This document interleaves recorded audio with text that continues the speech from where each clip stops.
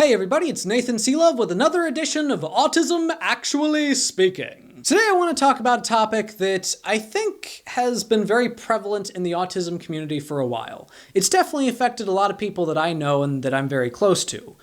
Autistics that don't believe that they deserve accommodation. There's this idea that has very much been perpetuated by neurotypical run organizations such as Autism Speaks, that there is a hierarchy of autism. And that hierarchy manifests itself in the form of who can pass the best for neurotypical. And this often manifests itself with neurotypicals telling those of us who are passing that we're not autistic enough for our voices to matter. This creates an impossible situation for us in which we're basically told that if we are developmentally able enough to have an opinion, then we're not autistic enough for that opinion to matter. Now, I could probably make a whole nother video about just that, but today I want to discuss specifically how that can cause a lot of autistics to be afraid of asking for accommodation. I have actually talked to people on the spectrum who have been afraid or unwilling to ask for accommodation because in their mind, they don't think they need it as much as other people on the spectrum. For example, what could be irritation for one autistic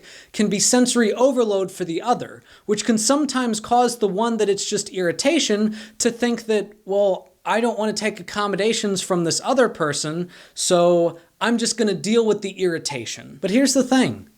Accommodation is not a zero-sum game. Just because one autistic might need an accommodation more than you do does not mean that that accommodation won't still help you. It doesn't mean that you don't deserve it, and it doesn't mean that it won't ultimately be beneficial. And let's take this argument to its logical conclusion.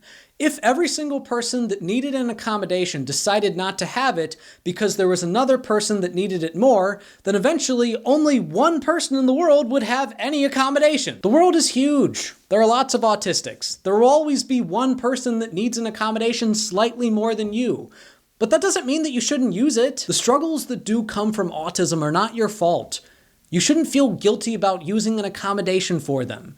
Using an accommodation is not you being a burden on society. This idea of a hierarchy of autism is a neurotypical narrative that's been created in order to turn us against each other. And I refuse to accept that. And so should you. So don't feel like asking for an accommodation is a burden. And don't think about that when you ask for an accommodation. Think about how that accommodation will help you. Well, that's today's video. Thank you all for watching. If you liked this episode, please give it a like, a share, and if you haven't already, subscribe to my channel. Check out some of my other stuff. And if you want to support me in other ways, support me on Patreon. In the meantime, if you have any questions or topics you'd like addressed, please leave them in the comments below. Or message me on my Facebook, also linked below. And remember, if you stubbed your toe 8 times on a bed because it was moved slightly to the left, and it is now in your regular pacing path, you might be autistic.